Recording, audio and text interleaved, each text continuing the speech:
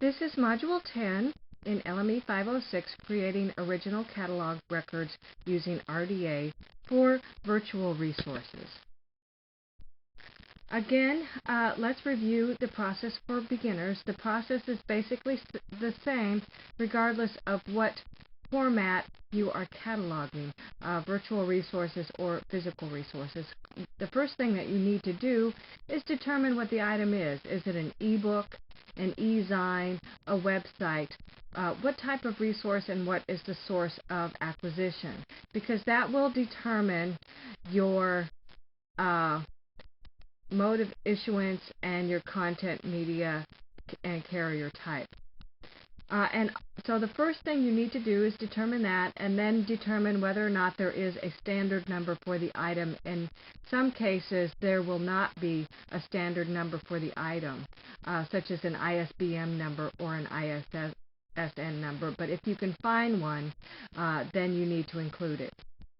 Then you need to determine the author and title of the item, and you need to look the author's name up in the Library of Congress personal name headings to see if there's a uniform name heading that should be used. And then you need to look at the title and complete the title and statement of responsibility information. And again, the title and statement of responsibility is transcribed from the item itself. Then you complete the addition information, transcribe the information from the item. For example, at the bottom of the screen in websites, there are typically copyright dates, and so those would be the dates that you would use. If there's no addition information, then leave it blank. Complete the publication information, including the publication location, the publisher, and the date.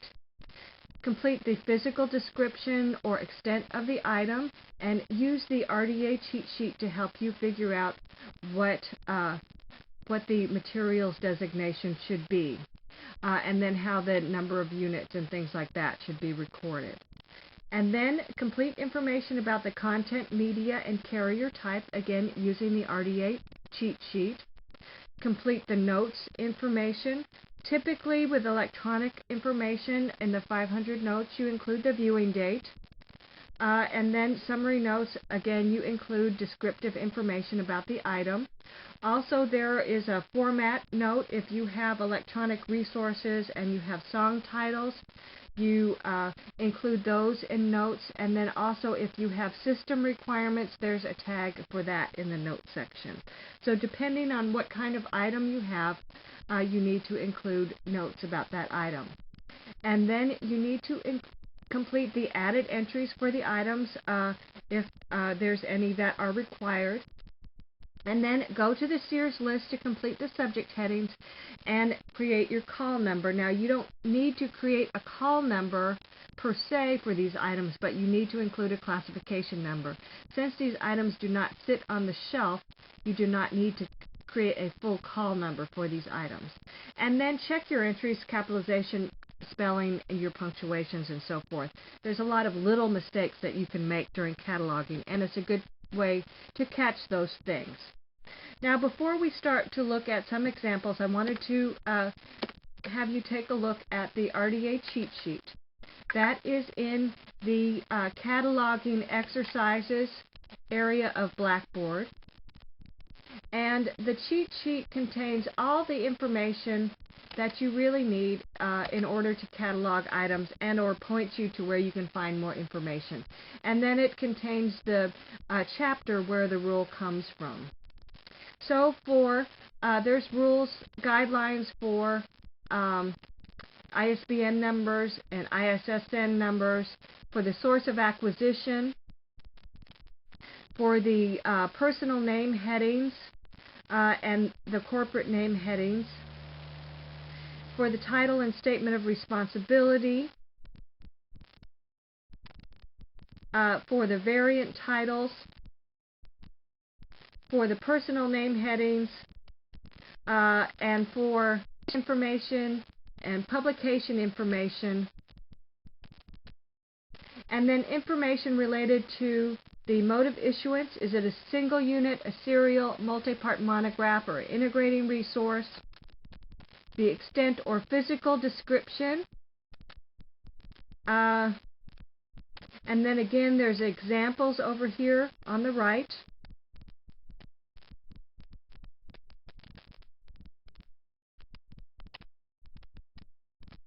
And then there's information about the content type. There's a number of different content types you can use, and you need to create a different tag for each content type.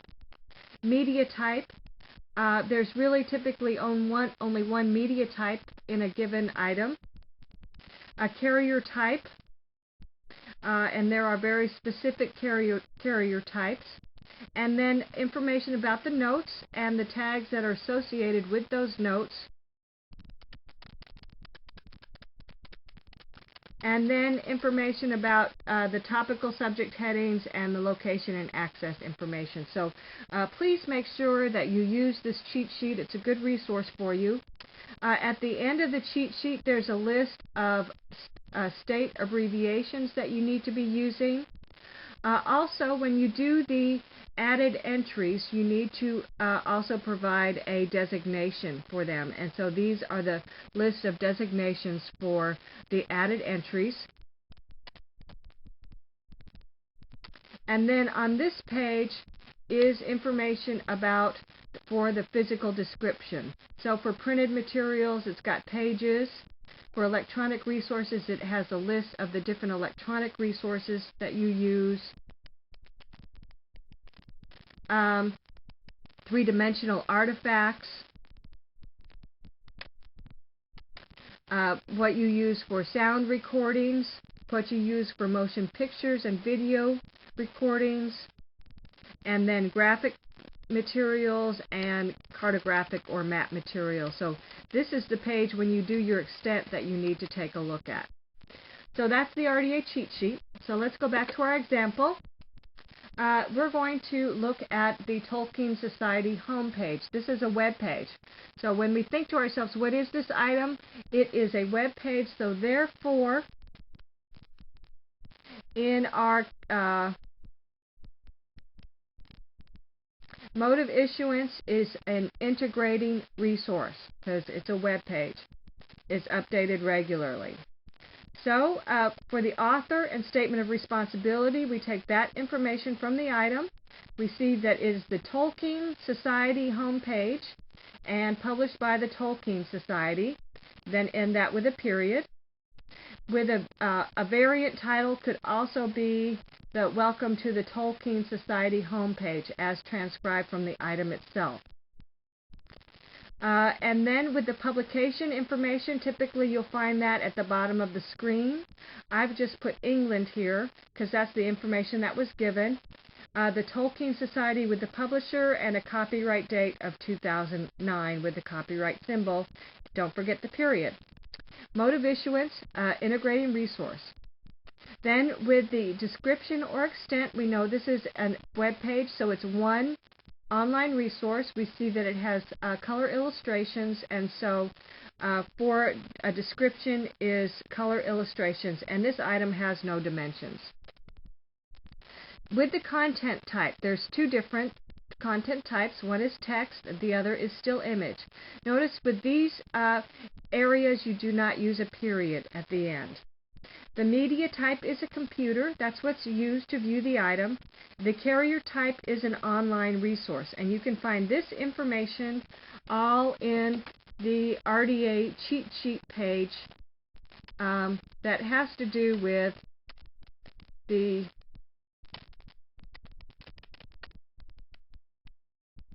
content, media, and carrier type.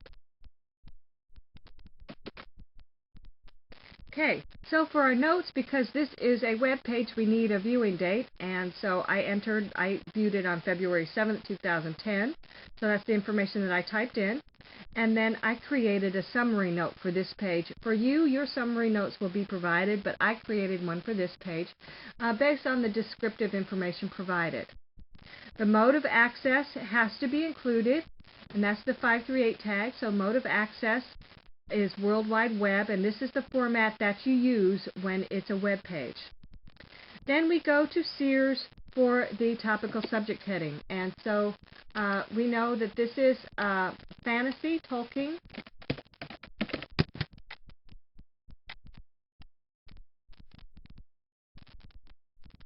All right, I have to log in again.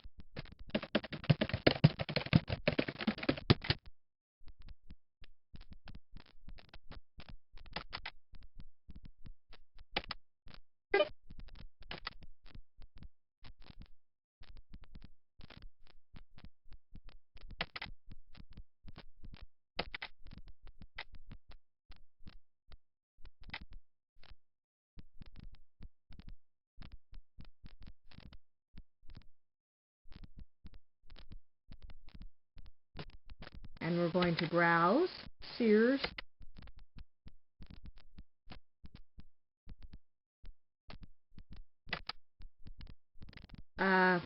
Browsing fantasy.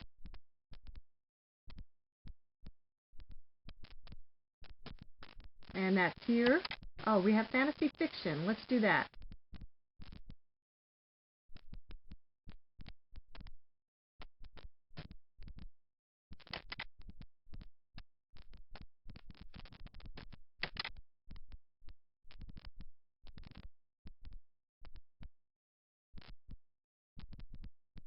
And since this is a non-fiction item,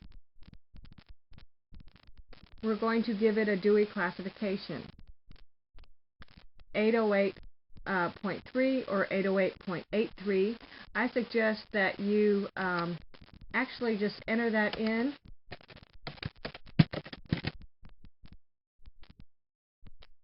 and see what you get. Sometimes you get, oh, okay, let's go to WorldCat. Now let's go to,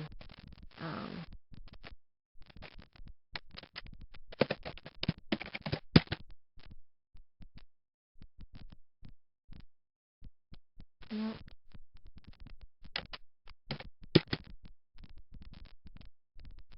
Oh, here we go.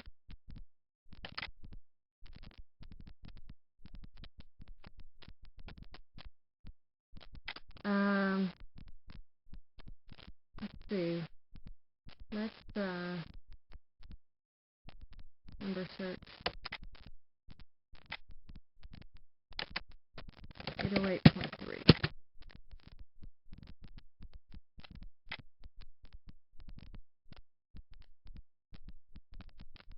How to write science fiction and fantasy. That's close. 808.83.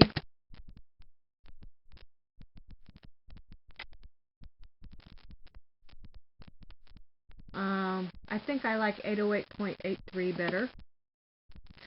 So I included 808.83 and fantasy fiction as a subject heading. Then we need to do a personal name heading. So we go to the Sears name authority for both the authority for the name and also for the added entry for the corporate body. So we're going to do a new search.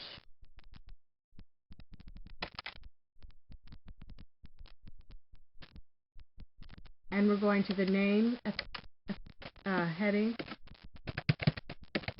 I'm hoping I'm spelling this right. Okay.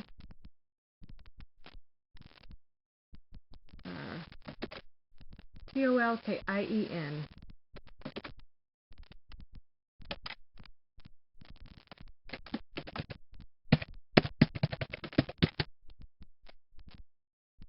Okay. Here is the authorized heading, Tolkien, J.R.R., 1892 to 1973. And so that's what we enter into the personal name heading.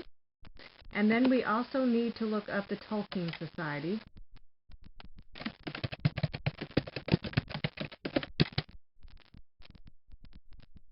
Tolkien Society, England. All right, and so you see here that we have a personal name heading that we got from the Library of Congress personal name headings, and then we have the Tolkien Society England, and then issuing body is the designation because that is what you typically put for a somebody who issues information for a web page. And then the 856 electronic location and access information is www.tolkiensociety.org. Now, here is another example. This is an electronic book from the International Children's Digital Library, and this is Alice in Wonderland. And so you can get a lot of information from this page, and you can enter this book into the catalog along with the permanent link. And this is one way you can expand the holdings of your library catalog. And so first, let's think about what the item is. Well, what it is it's an electronic book, and it's a fiction electronic book. And so for the mode of issuance, since it's a book and it's still a single it's still a single volume, even though it is online, it is a single unit. Okay, and as far as content type, we see that it has text and it also has images. So the content type will be text and still images.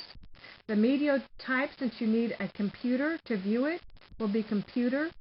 And the carrier type, the way that the information is brought to us is through the web, so it is an online resource.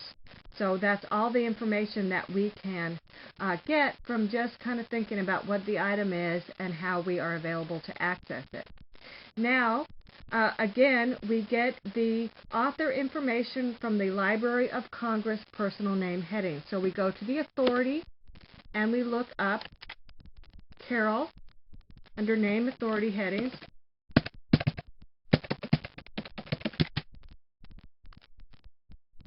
And Carol Lewis, 1832 to 1898. So that's the author information. Don't forget the period. Now we look at the item itself. We look at the cover. What does that say for the title and statement of responsibility? Alice in Wonderland, space, Lewis Carroll, period. That's how you do the title and statement of responsibility. For a variant title, we can do Alice's Adventures in Wonderland. Typically, if you look through these pages, there might be a variant title listed in there, and that's where I got this. And then also on the inside page, I got the publication information. It was published in New York, space, by Samuel Gabriel Sons and Company, comma, with a copyright date of 1916 with a period. This I got all from the inside page of this ebook. Again, the mode of issuance is a single unit. The ebook has 48 pages, space, with color illustrations. It has no dimensions because it's an electronic book. The content types are text, still images, media type computer, carrier type online resource, series statement, that's from the inside of the book, the Storyland series. A view date was February 7th, 2010. Again, in the notes area, this is an abridged version, so I needed to include that in a general note. And then the summary notes can be taken from the summary information included with the book. So I just copied that in here. Mode of access, the 538 tag, again, you need to include mode of access, World Wide Web, period. And then for the subject headings, it's similar to the Tolkien Society, so I put fantasy fiction. No classification since it is not a nonfiction title. This is a fiction title. We needed to include a personal name entry, and we need to look that up in the Library of Congress. It's Gordon Robinson Illustrated.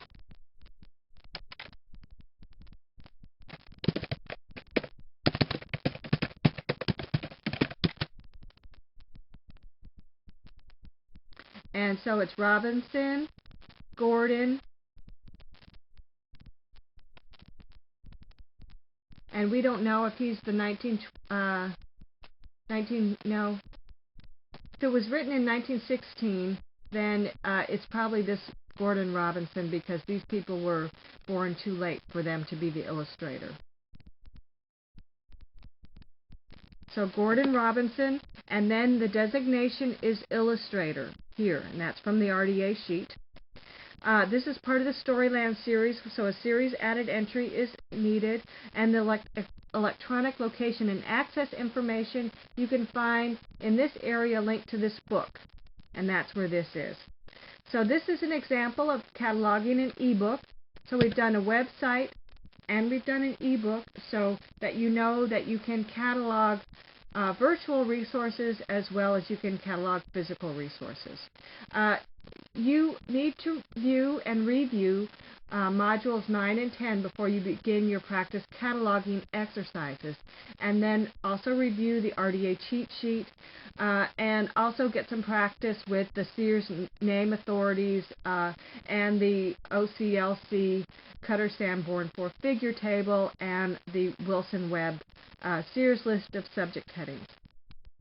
We will be getting lots of practice in cataloging, and we will be doing that in a very supportive manner, so please do not worry if you don't completely understand things. There's additional resources in the module folder, and then again, if you have questions, post them to the online discussion boards.